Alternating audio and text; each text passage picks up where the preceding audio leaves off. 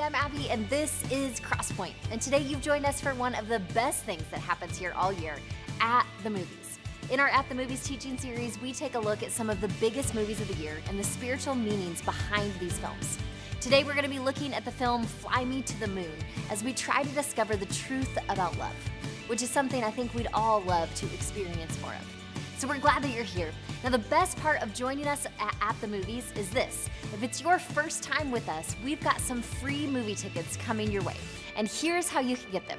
If you scan this QR code, we'll drop some movie tickets in the mail for you this week, simply as a way of saying thank you for joining us.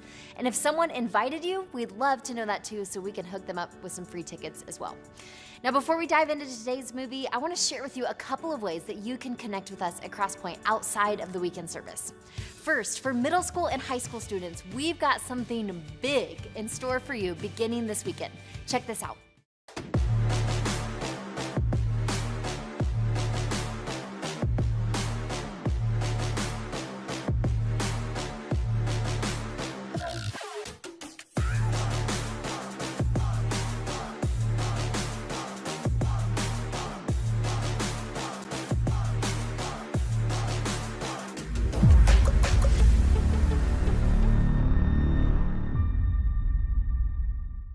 I am so excited. This is going to be amazing. Crosspoint Student Ministries is kicking off the school year with this incredible event called The Chase, which if you're watching this broadcast on Sunday, August 11th, The Chase begins tonight at 6.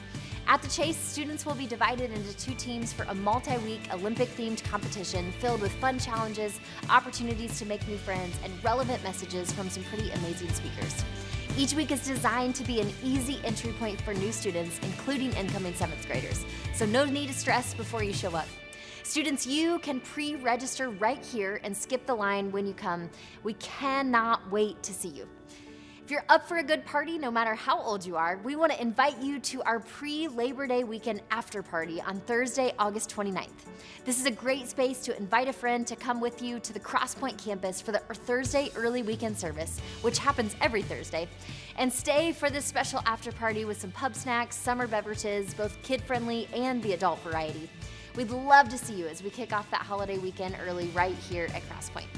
Last, the Commons Coffee Bar at Crosspoint is now open all week long. This is not just our lobby, but it's a place to connect, to meet for coffee, to grab some free Wi-Fi, or just come hang out because you like the music and the atmosphere. We call it the Commons because it is for everyone. So if you need some workspace outside the office or home, or want to meet a friend for coffee, or if you're just looking to come hang out during the week, we'd love to see you here. All right, we've got a great service today. We're gonna be asking the question, what is love really? Love is perhaps one of the most misunderstood concepts in our world today. And not only is it something that we all want more of in our lives, but for those of us who are people of faith, it's also our job. Now, toward the end, we're gonna be taking communion together as a community. Now, traditionally, that's bread and wine or juice, but I'm giving you a heads up now to say, grab something to eat and something to drink. Anything will do just fine.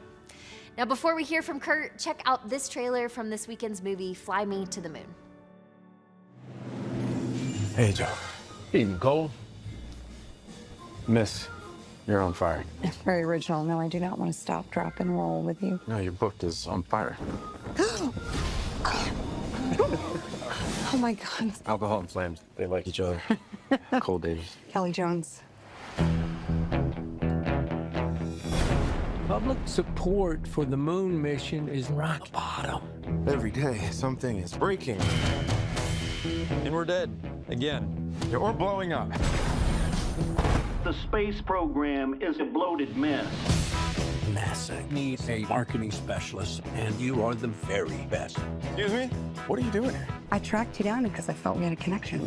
What? I'm joking. I work here now to sell the moon.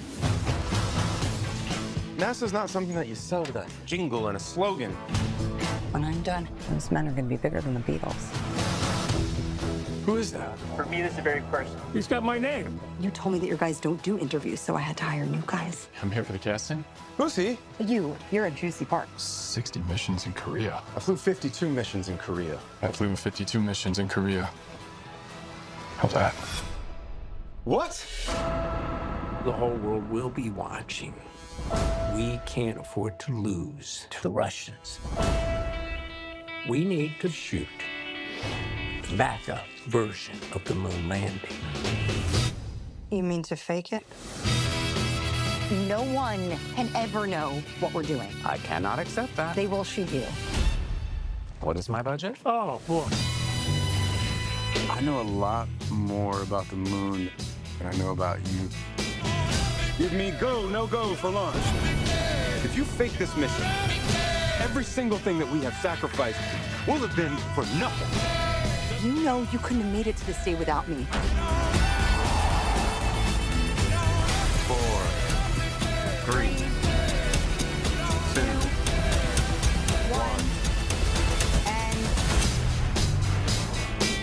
1. My Armstrong is a whiny little bitch. We have to recast.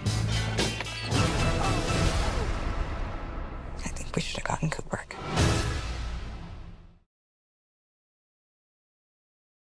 All right. Well, hey, welcome to Crosspoint and welcome to At the Movies. You know, we take a look at some of the biggest movies hitting the big screen. We actually look at the meaning, the spiritual meaning behind these movies. So super excited you're with us today. My name's Curt. And if you're here for the first time, we are not joking. You actually get free movie tickets. Make sure you hit the connection card. That's how you'll get those. And that includes those online. You can hit that connection card and you'll have movie tickets coming your way. In fact, let's share some love with those joining us online this weekend. So excited to have you join us. We're, you made a good choice joining us this weekend.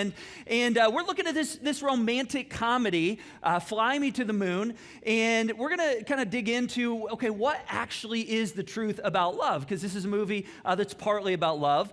As you saw in the trailer here, this is a movie set in 1969, and there's kind of two main figures here. We have a woman, Kelly, who is a marketing strategist, and then we have this young NASA flight director by the name of Cole, and they're basically tasked with, coming up with a plan B if the mission to the moon, to put a man on the moon, doesn't go the way that we plan. And basically the goal was to beat the Soviets to the moon.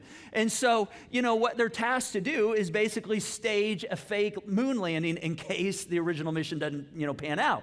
And so it's also a romantic comedy. And so, there's some conspiracy, and there's these turning stories into, to unrealities. I mean, there's all kinds of unique things. And yet, in the midst of all this, Kelly and Cole also are falling in love with one another. And so we're going to talk about love a bit, because being a romantic comedy, love is something we all want to know about. We all probably have questions about. We experience it at times. We wonder if we experience it. And so we're going to take a look at this word love today and kind of try to unpack, what does that look like? Now, since we are in a series At the Movies, I thought maybe a great way to start would be to look at some of the biggest romantic lines ever from movies. You guys want to do that? You want to play a little game? All right, so I'm going to put these on the screen, and you just shout them out. If you know these movies, you shout it out. Let us know what the movie is. All right, you guys ready? All right, here we go. You complete me. Wow, look at you guys, which is absolutely a lie right there, right? Nobody completes anybody. I mean, as much as we think, I hear this all the time, do weddings, people are like, oh, he completes me. I'm like, oh, man, you're in for a long life. Doesn't really work that way, but that's what the movies tell us. All right, here's another one. Love is never having to say you're sorry. Old school. Oh, Love Story, look at that, which also is totally a lie. Love actually is a lot about saying I'm sorry. All right, but it's a good line. And then here's one, perhaps the most romantic movie ever. We'll have Paris, and here's looking at you, kid. Casablanca. Did I hear that? Yeah. All right, look at that. Yeah, the most romantic movie ever right there. Now, here's the reality. We love these lines. We love movies that talk about love. This movie is about a lot of things, but it is about love. Now, almost all that we learn about love in movies, is about half right at best and completely wrong at worst. And so, including this movie, Fly Me to the Moon. And so what we're going to do for the rest of our time is we're going to look at this, and we're going to kind of do a deep dive on this, and we're going to ask the question, okay, what is love? What is love? What is love? Baby, don't hurt me. Don't hurt me no more. Baby, don't hurt me. Don't hurt me no more.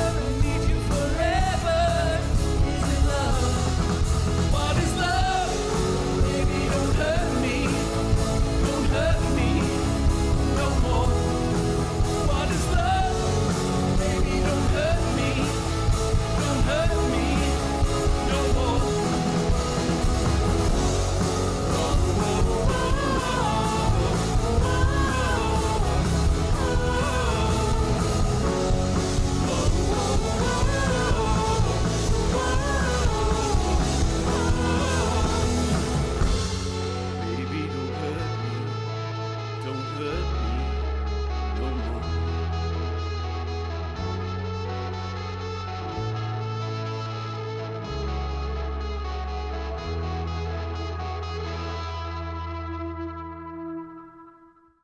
Yeah, come on, let's give it up, yeah.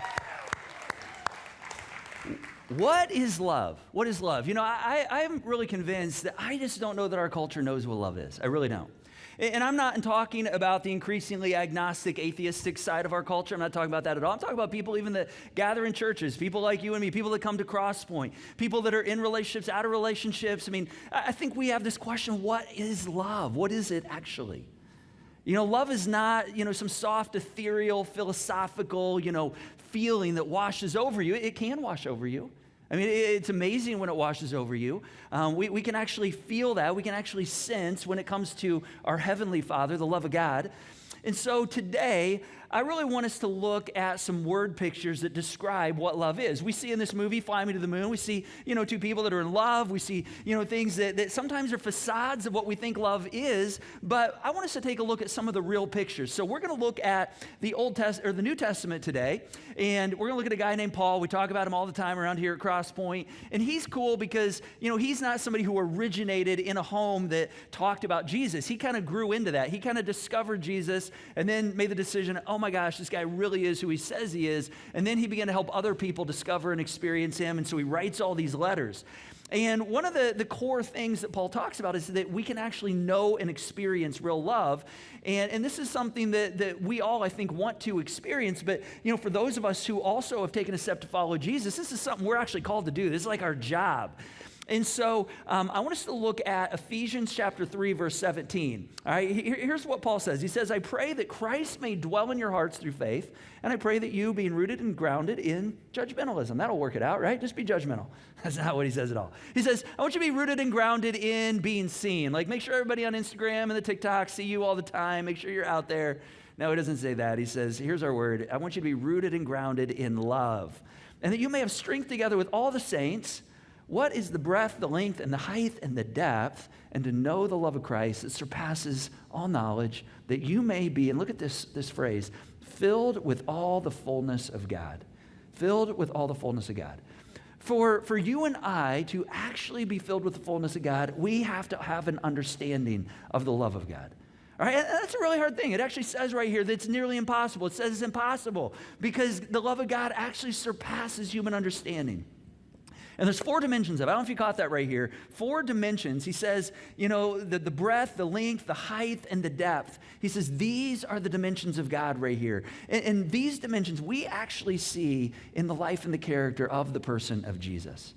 And so my hope, my prayer is that as a result of our time, it might be through something you hear, through something that perhaps I say, through a song or a note, or, you know, maybe it's somebody that serves you in a unique way, that you, as a result of our time, you come into a better understanding of what that looks like. And I'm telling you, when that happens, it's life-changing. It really is.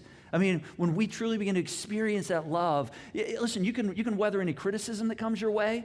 You can weather difficult, you know, challenges in life that comes your way because, you know, God's love is actually fueling you.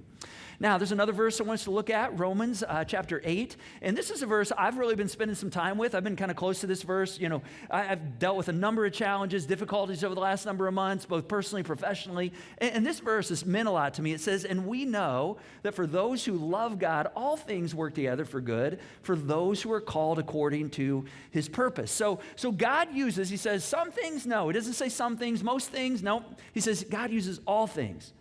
And what he says is when you spot difficulty in your life, when you come into a difficult moment, he says, you know, when you love God, when you recognize, okay, I was created for his purposes, and he says, you know, all of a sudden, all things, God will use all things to actually help us experience him.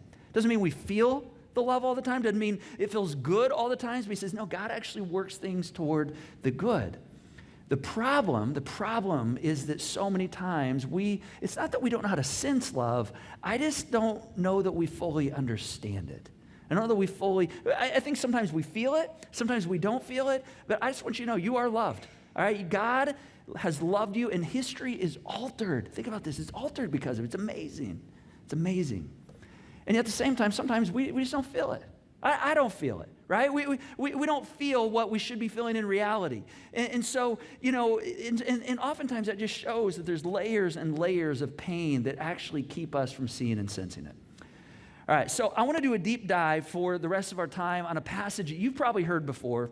And this is another letter that Paul writes, and it's to these people in Corinth. It's known as the book of Corinthians.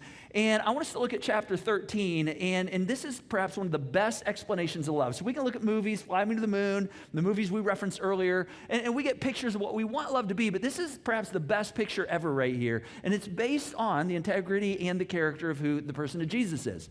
And so here's what Paul says. He says, if I speak in the tongues of men and angels, but have not love, I am a noisy gong or a clanging cymbal. And if I have prophetic powers and I understand all mysteries and all knowledge, and if I have all faith so as to remove mountains, but have not love, I have nothing. If I give all that I have away, if I deliver up my body to be burned, I'll explain that, that's a bit weird, but have not love, I gain nothing.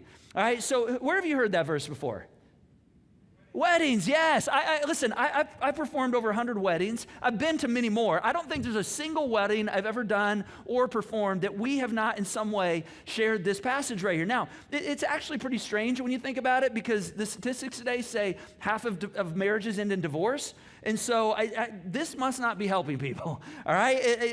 I don't know if there's something wrong here, and I don't know that it's in the actual, passage or the components in the passage. I think, again, the problem is we're not doing it. We don't understand it, all right? And so what's wrong when we read these love passages, and this happens when we see movies too. We see these movies like, oh, that must be what love is right there, but we think it's all about the feelings and the emotions, and all of this passage right here is actually actions. All right, these are actually the actions that embody what it means to love someone. And so let's just kind of break this down. Paul says, hey, you might do all kinds of spiritual things. You might know people in your life that are hyper-religious. They're so religious. You're like, wow, they're just really spiritual. You know what Paul says? He says, hey, if you do all that, but you don't know how to love people, guess what? He says, you have nothing. He says, you can speak in a language of men. You can speak in the language of heaven. I've never learned how to do that, by the way. He says, you can do that, and if you can do that, it's impressive to people. But guess what? If you don't know how to love people, none of it matters. He says, you might understand the cosmos. You might have prophetic moments where you get utterings or visions from God, and they may even be true, but, you may be able to do that. But guess what? If you don't know how to love people, he says, you have nothing. He even goes on to say, you might go as a missionary to a foreign land. I mean, you might go to a place and sell everything that you have. You might even be in a hostile environment where there's a lot of hostility, it's very dangerous, and you might even be killed for your faith. You might make a stand for your faith, whether for the right or the wrong. I mean, it could be your wrong-headedness that drives that, but for whatever reason, you might go, oh man, I just gave my life up right there. And what Paul's saying is, but if you don't know how to love people, he says, we have nothing. So we go, okay, what exactly is love then? Well, I want to take us to this next section of what Paul says. And as we do that, most of us have this little thing called a smartphone. If you have a smartphone, I want you to take it out. I want you to go ahead and take it out, open it up. And if you have a Bible app on your smartphone, I want you to open the Bible app and go to 1 Corinthians 13. Now, if you don't have the Bible app, I recommend YouVersion Bible app. You can scan this QR code. It'll take you right to where you can download it. And I just encourage you to put that on your phone if you're interested in growing and understanding God, because it's like the Bible at your fingertips. Now, you could use the fuddy-duddy paper Bible. That's totally cool. All right, and here, you won't be able to see it because we're dim lights in this place, so, you're going to have a hard time seeing that, but it's cool if you brought your Bible. So excited you have your Bible with you. But you can also have it on your phone. So go ahead and pull that up, and wherever it says, if you're in the YouVersion app, it says Bible at the bottom. Hit that, and then go to 1 Corinthians. We're going to look at chapter 13. I'm going to read this from the English Standard Version, all right, ESV. If you want to follow along, you can follow along. Here's what Paul says right here in verse 4 and following. He says, love is patient and kind. It does not envy or boast. It's not arrogant or rude. It does not insist on its own way. It's not irritable or resentful. It does not, think about this, rejoice in wrongdoing, but it rejoices with truth. Love bears all things. It believes all things. It hopes all things. It endures all things. Love never comes to an end. I'll tell you what, if you understand this form of love, if you ever get married, I'm guarantee you will have an entirely different marriage, all right, one that doesn't end. And if you practice this form of love, all right, because that's what this is. Love is practices, attitudes, and actions. That's what love is. All right, and the more you and I do this, I'm telling you, regardless of if it's a romantic relationship, regardless if it's a friend relationship, if it's with people in your work that you interact with, the more you do this, you're going to have a oneness with people and you're going to have a oneness with God. I'm telling you, you can't get there just operating out of normal things, even with things we see in movies like Fly Me to the Moon. It's amazing. Love the movie. It's just that we get these inaccurate pictures of love. So what is love? This is the best definition I've ever come across right here. Let's do a deep dive on this. First of all, patience. What is patience? Love is this. Love is patient. Patient.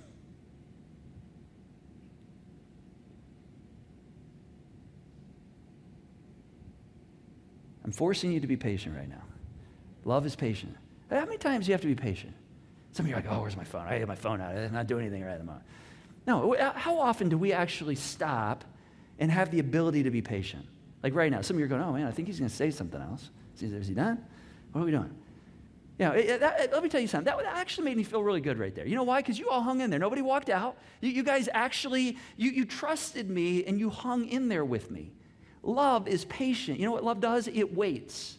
It bears with. It hangs in there. Paul says love is kind. You know, these past number of months, been dealing with a number of stresses in my life. You probably have a number in yours as well. And there was a day a friend came to my house and he said, hey, I got some of your favorite beers. We're going to sit down. We're just going to enjoy just kind of connecting for a bit. And that's what we did. That was just kindness right there. That was love in the form of kindness right there. Meaning he brought something, went and got something he knew that I enjoyed, brought it for me. We sat down, we talked, we laughed, just had a good time. That was kindness. I felt love in that. It was a beautiful, beautiful thing. When somebody does that, those are rare moments. Very few moments where I actually experienced something like that. It was a beautiful, beautiful thing. Love doesn't envy. You know, when I envy somebody else, right? When I envy somebody's job, or I'm like, oh man, I'd love their car, or man, they got a really good physique. When I'm thinking about that thing, guess what I'm not thinking about? I'm not thinking about you, right? I'm thinking about that object or that attribute, but objects and attributes aren't able to be loved, right? People are the things that are able to be loved. It's insidious how much we are, kind of motivated to envy in our world today. We have a culture that's kind of 24/7 selling us on, hey, you don't have this, look at them. We're comparing ourselves. When we're comparing ourselves, listen, I can't love you. I can't love and compare at the same time. Now, this is actually one of the reasons that, like, in Church Universal, all the way back to like the roots of the Christian church, Catholicism. This is one of the reasons that, centuries ago that like nuns would wear common robes, still do in many cases today. It wasn't like, hey, we want to set ourselves apart and look different, so I'm going to wear a habit or a robe. No, it was actually when we go to the monastery, we don't want to be looking at one another, comparing ourselves, going, oh, I like your robe, I like your shoes.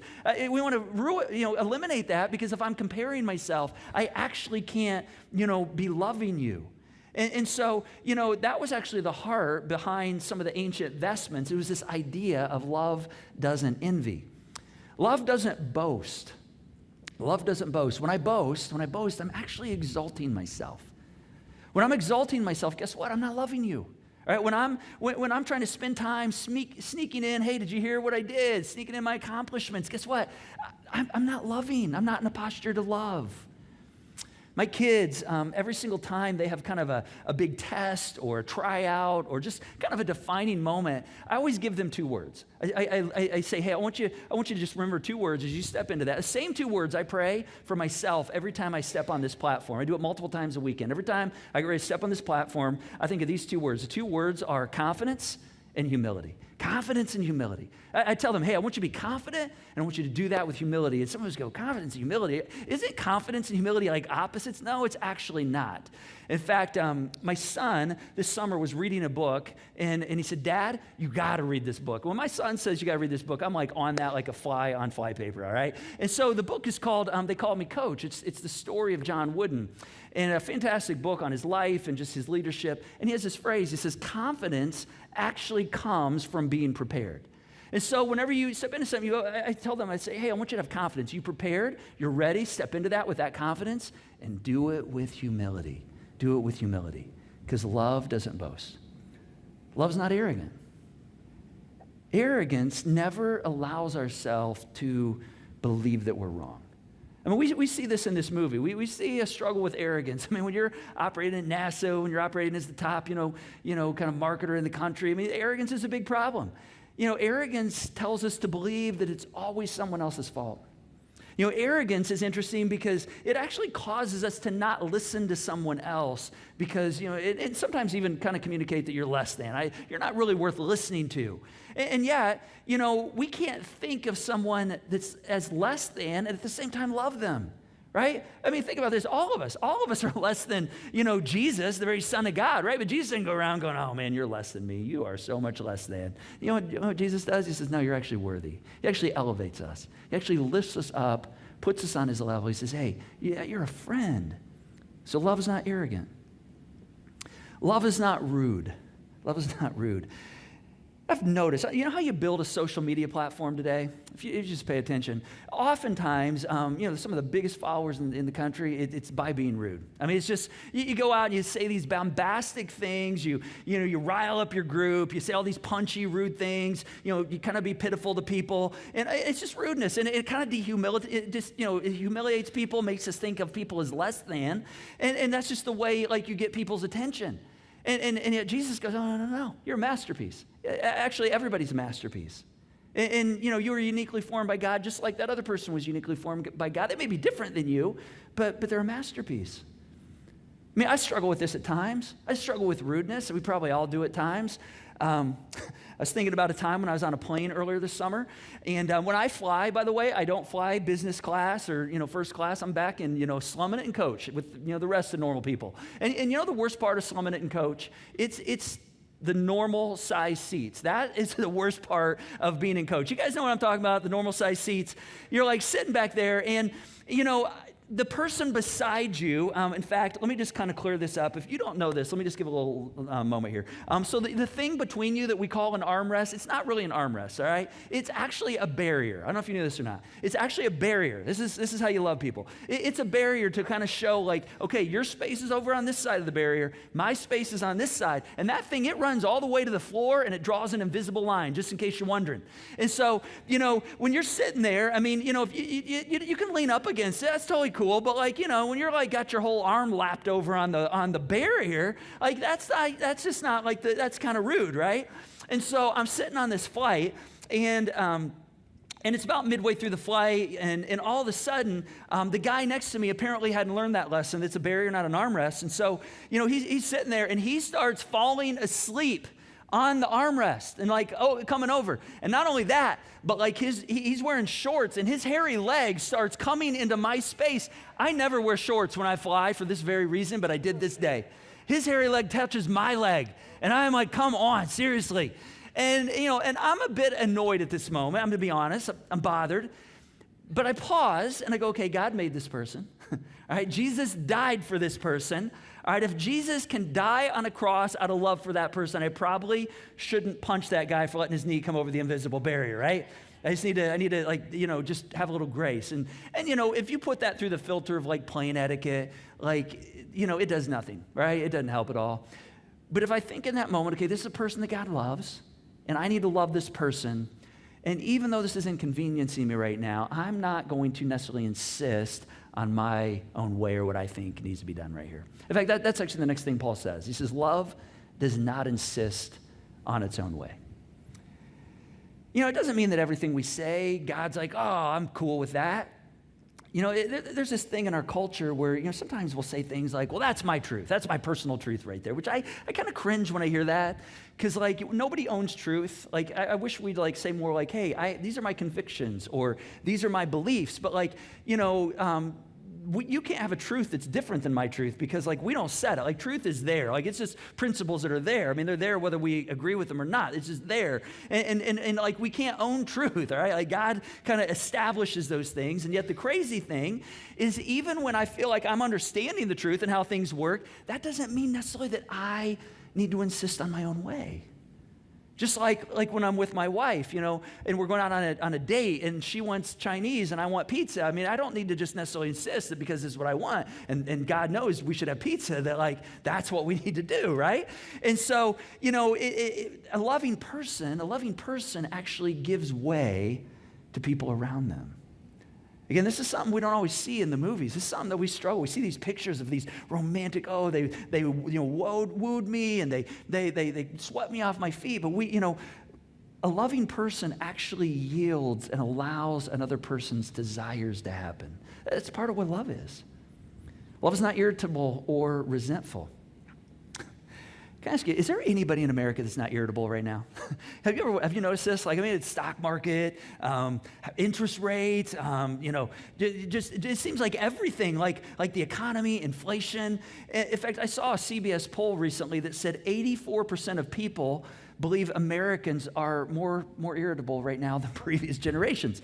Some of you are irritable that I use CBS polls right there.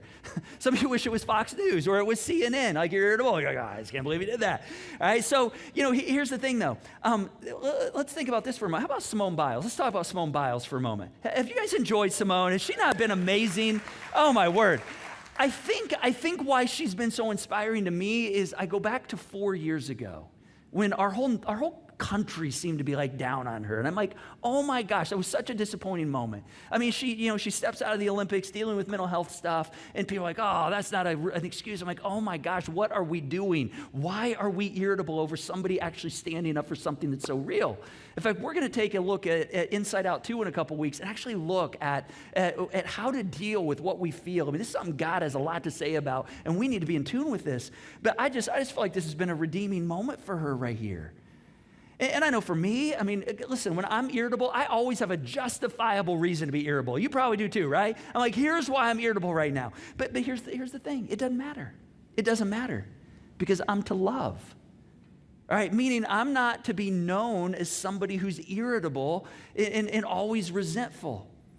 And I tell you what, it's a wonderful thing. It's a wonderful thing to think that God is not resentful to me. I mean, listen, I do things every single week that I'm pretty confident. I'm like, God, you have got to be irritated with me. I write in my journal many mornings, I'm like, God, your grace is, I am so unfaithful at times, and yet you are so faithful. You could be so irritated with me, and yet he's not irritated with me, even when I'm wrong. You know why? Because he uses all things. Not some things, he uses all things according to his purposes to bring about good. And I think God just asks us, he says, hey, what if we were to just love other folks with like a fraction of that kind of love that he's given to us? He says, love doesn't rejoice in wrongdoing. So many times like, he's a hypocrite. I just caught him right there. They're a hypocrite. God, love doesn't rejoice in that. You know what's funny about this? I actually went through this a bit with our staff team this week, and I was going through some of these different components, and I actually did this very one. I actually became a hypocrite. I actually fell into actually kind of criticizing someone. It's like, well, they don't really do what they say they're about. And I got home, and I was convicted. I go, oh my gosh, I was rejoicing right there in someone's wrongdoing. We're drawn at times to stoke negative feelings. Paul says, no, love doesn't do that. He says, actually, here's what love does. Love bears all things. Love bears all things. Now this is fascinating right here because what does that mean? I think Crosspoint, for the last 17 years of my life, Crosspoint has perhaps been one of the most loving communities I've ever been a part of. It really has. And let me tell you why. It's mainly because you bear with me. You bear with me. I know there's times where you probably don't agree with some of the things that I do or say, or there's times where I tell a story. Sometimes people are like, you told that story. I just don't know that I think that was the right thing you should have done. But you know what you do? You bear with me anyway. You bear with, and it's crazy. In fact, one of our other pastors came on staff a couple years ago, Abby, director of Crosspoint Student Ministries. We would debrief, as a staff on Mondays, and when she first joined our team, she would, we debrief the weekend, and then she'd say something like, I just want to know, how many emails did you get, based on what you said this weekend? And I'm like, oh, would you believe 0? And she's like, you are kidding me. And she's like, man, the church I came from, you couldn't say some of the things, and just not like they were wrong, just like the authenticity and the nature of just hitting things head on the way that we sometimes do. And so, let me just say, man, when you bear with me over my rough spots, I've got a number of rough spots, but and I also bear with you over your rough spots, and let me be honest, you got a bunch of rough spots. It's amazing that when someone bears with you and you know that they love you, you know what you begin to feel? You begin to feel love. That's what you begin to feel, right? Paul says love hopes all things. Love hopes all things. This is hard. I think in our country right now, we have so much cynicism going on. I mean, I think, you look around, people think our best days are behind us. I mean, you look around, people are like, oh man, China's taking over. I mean, China's taking over. We're gonna be second place. Our government's getting worse and worse. Everything's going to hell in a handbasket. Listen, I don't know where your head is. Just look at some of these statistics right here. Look at this, violent crime. Violent crime in the United States over the last two years, down 25%. Over the last 2 decades, down 49%. Right? Over the past 5 years, the clean energy gap is widening. I mean, we have more work to do there, but it's widening. Things are pointing in a good direction. Right? Global hunger index. We have less hunger in the world today than we ever have in the history of our world. Look at all the major points where there's major food scarcity. All of them are going down, down, down. Even with some of the issues going on in Ukraine and Gaza and the things in our world where there is some scarcity with food. But guess what? If we believe this idea that everything is getting worse, worse, worse, all of a sudden we just lose hope. I mean, sometimes we got to get our head out of ourselves, out of our area and say, okay, there's bigger things going on in the world. Because love and hope actually go hand in hand. And love believes the best in someone, and love chooses to believe the best in someone. The same is true when it comes to our workplaces. The same is true when it comes to our homes and our marriages. Same is true when it comes to, when it comes to church. I mean, when it comes to in communities like this. Listen, I know, here at Crosspoint, I mean, everybody in the world's been through a season. The last 4 or 5 years, rebuilding out of the pandemic. There's a lot of, challenge and difficulty. At the same time, I know for some of us, it's just like, man, I have a hard time seeing the hope. All right, and it's hard to believe the best and see the best, and it's easy to just kind of show up and go through the motions and not see that like our purpose isn't just to be here. It's like, how do I help other people experience the hope of God in a unique way? And to do that, I have to have hope. And I get so bummed sometimes when I see people just like not having hope, but then my like botheredness actually turns into like sadness. Because I'm like, oh, it just breaks my heart that there's not a hope right there. Can I just tell you, man, the Spirit is alive and well here. I tell you what, I have been so encouraged over the last few weeks. We've been dealing with things like an investment group and, working on some solutions for the future. Some of these meetings, I've been sitting in these and I've been so encouraged by people that are just like, oh my gosh, I have so much hope and I want what people to experience what I've experienced and I'm going to reorient things in my life. And I wish I could tell you all the stories and God moments. And this has been happening with people that have been here long term, people that have been here for a short term. They're just like, oh my gosh, I'm excited about this, but there has been a lot of hope and people living out of hope and love. And that's what hope and that's what love does. And that's when God hadn't forgotten about us at all. In fact, God uses all things.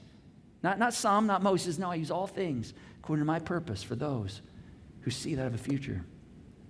But when we begin to lose hope, we begin to lose love. And the inverse is true as well. When we begin to lose love, we ultimately begin to lose hope. Because love endures all things. That's the last thing Paul says right here. He says, love endures all things. Love endures someone when they gossip. Love endures financial ruin. Love endures hurtful, awful words. We see in this movie a moment where there are hurtful, awful words. It's one of the places this movie really gets it right. Where there's hurtful, awful words, and yet there's a love that's being cultivated, and it has the ability to actually endure and to keep going. I think this is perhaps why so many people today are abandoning the faith. It's because at the core they lacked love, which is a necessity. It's an endearing quality because love actually endures. Again, in this book that my son recommended this summer called They Called Me Coach, I've been kind of blown away. I knew John Wooden was a man of gravity, a man of faith. He's not a real outward person. He doesn't wear it on his sleeve, but he's driven by like these principles. And I want you to just listen to a few of his words right here as he talks about the role of love and faith and what he does. And remember, he's one of the most decorated basketball coaches ever in the history of the world. He says, in my profession as a basketball coach, I must be deeply concerned with God's belief in me and be truly interested in the welfare of my fellow man. No coach should be trusted with the tremendous responsibility of handling young men under such great mental, emotional, and physical strain to which they are subjected unless he is spiritually strong. If he does possess this inner strength, it is only because he has faith and truly loves his fellow man. It's like, wow. That's the way he's coaching. That's the way he raised young men not only in basketball, but in life. Another spiritual great, Billy Graham, he put it this way. He said, the Holy Spirit's job is to convict. The Father, Heavenly Father's job is to judge. He says, my job, your job, is to love. It's to love. That doesn't mean that sometimes we don't get our toes stepped on. All right, that doesn't mean, even things we talk about here, doesn't mean sometimes things don't pierce a little bit.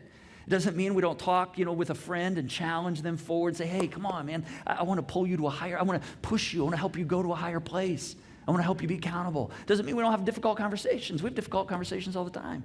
But that can happen in love, out of the Spirit and the words and the actions that are modeled in the person of Jesus. And see, I just think we miss this. We say, well, I love my dog. I love this guy. I love my car. I love the Colts. Anybody love the Colts right now? A little love for the Colts this week? Yeah, we got some love for the Colts. We see this in Fly Me to the Moon. This word love, I think it gets missed as we've talked about it today so many times because we see the superficial side. And in this movie, the whole point of this movie is they're trying to change the narrative on a story if it didn't go the way they wanted it. But what we also see is there's kind of this facade on love as well. And at the end of the day, I think what I hope we can see and experience is that the love that changes things, it's transformational, it's based on the character and the identity in the person of Jesus. In fact, 1 John 3:16. In fact, I'm going to invite the band to come out. We're gonna do an experience here as we close today. We're going to share in a meal. We're going to share in a meal that followers of Jesus have been sharing in for thousands of years. The Eucharist, the Mass, the Lord's Supper. In fact, go ahead and take your bag out that you got when you came in, and those of you tuning in online, just grab whatever food and drink you have available. God knows your heart on this. These words right here aren't typical communion passage words right here, but this is a great love passage in terms of this experience we're about to partake in. It says, but this we know, love, by this we know love, that he laid down his life for us, and we ought to lay down our lives for the brothers. But if anyone has the world's goods and sees his brother in need, yet closes his heart against him, how does God's love abide in him? Little children, let us not love in word or talk, but in deed and truth. And so we do this. We do this expression, these actions of love, not in word, but because Jesus loved us in deed and in truth. In fact, the night he was arrested, he was sweating blood that night. Literally sweating blood. He had so much anxiety and stress over the moment that he knew was coming. That's what happens with the body, that when we get in those moments, our body, our pores actually, when we're under immense stress, can actually emit drops of blood. He basically goes to the Father and he's like, hey, Father, I don't want to do the cross. I don't want to do it. I don't know if he knew the brutality of what it was going to take before that moment. I don't know if he knew days or weeks before, but in this moment, he knows the brutal death he's facing right here. He says, I don't want to do it. And yet he says to the Father, but not my will, but your will be done. And that's what love does.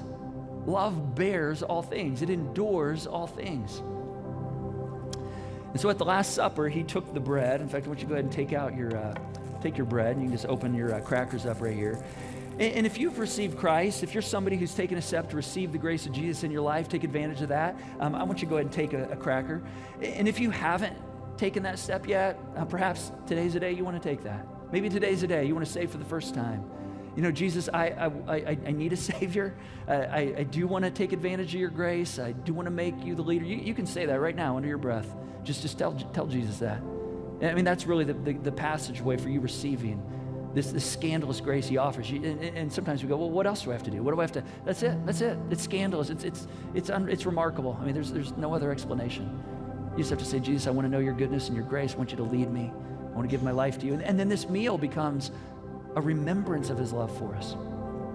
And so Jesus took the bread and he said, whenever you gather together, I want you to break the bread. I want you to remember how my body was broken for you. All right, lovingly broken for you. And then he said, I want you to take and eat. So let's do that. Let's take and eat.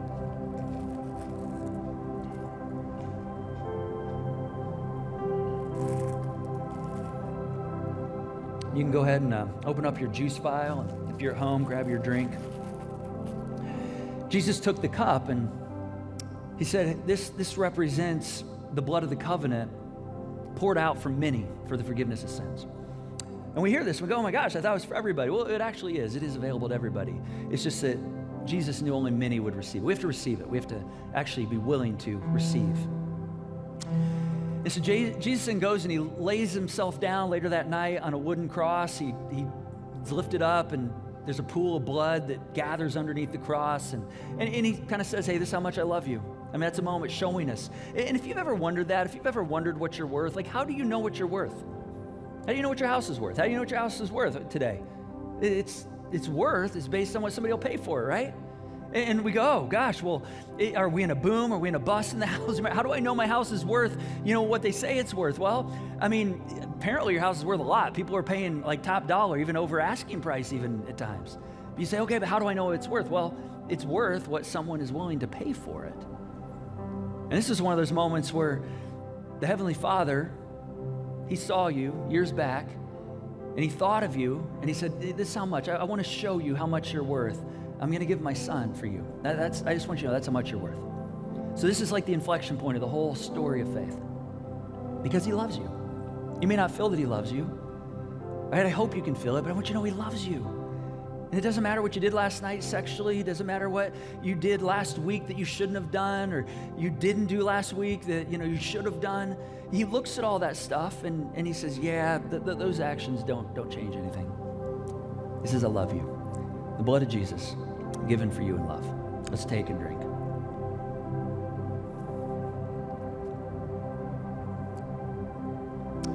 Let's go ahead and stand. I want to pray for us. I want to pray that God would just maybe wash that kind of love over us, whatever you need and wherever you maybe need to grow and what it means to express that. Father, thank you.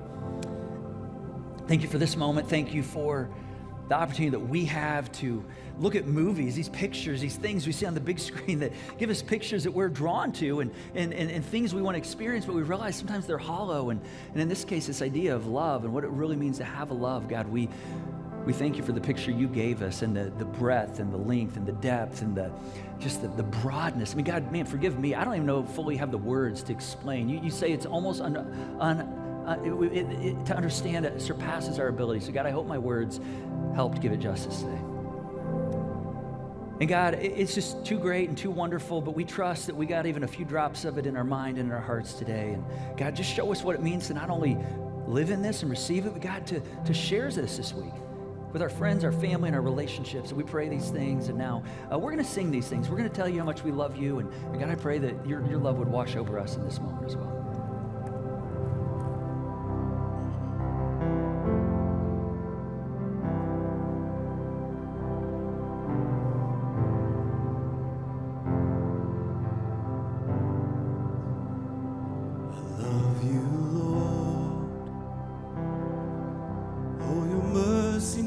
Fails me all my days. I've been held in your hands from the moment that I wake up until I lay my head. I will sing of the goodness of God. All my life you have been faithful. All my life you have been so, so good. With every breath that I am able, I will sing of the goodness of God. I love your voice. You have led me through the fire in darkest night. You are close like no other. I've known you as a father. I've known you as a friend. And I have lived in the goodness of God.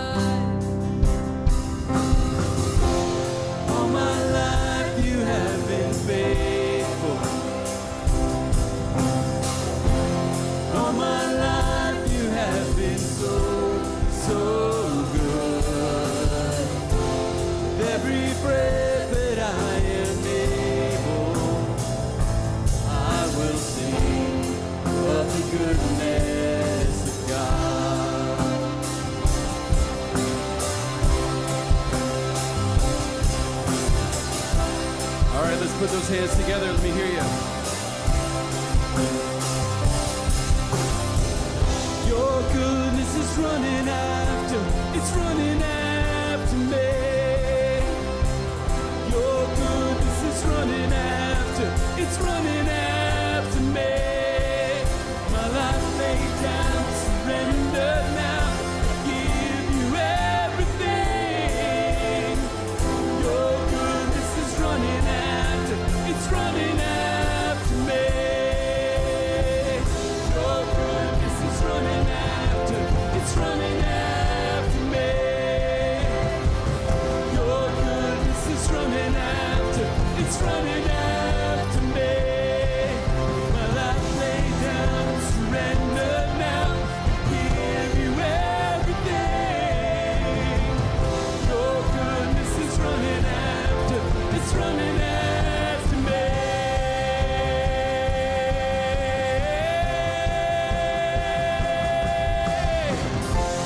All my life you have been faithful. All my life you have been so, so good. Every breath that I am able, I will sing of the goodness of God. All my life you have been faithful. All my life you have been so, so good. Every breath that I am able, I will sing of the goodness of God. I will sing of the goodness of God.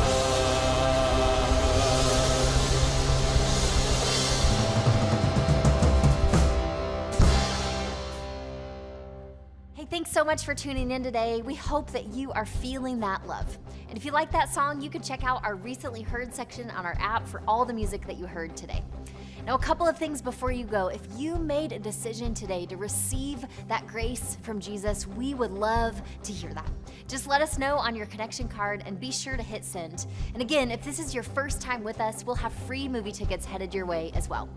Before we send you off, if you'd like someone from our team to pray with you for something specific this week, perhaps you've got something going on, you can text the keyword need prayer right now to 317-834-7373, and one of our prayer team volunteers will be in touch with you today. If you're a giver here at Crosspoint, thank you for your generosity to the Joy Box. Crosspoint is completely donor funded, and that means every amount of money you give helps spread this message that you've heard today, helps people understand Jesus and experience more and more of the love and the hope that he brings to our lives. If you're not a giver but you'd like to become one, you can donate to this QR code or through the Give button, and know that when you do, your generosity is writing amazing stories into people's lives. So thanks so much. Great to see you today. We'll see you next time at the movies. All my life you have been faithful.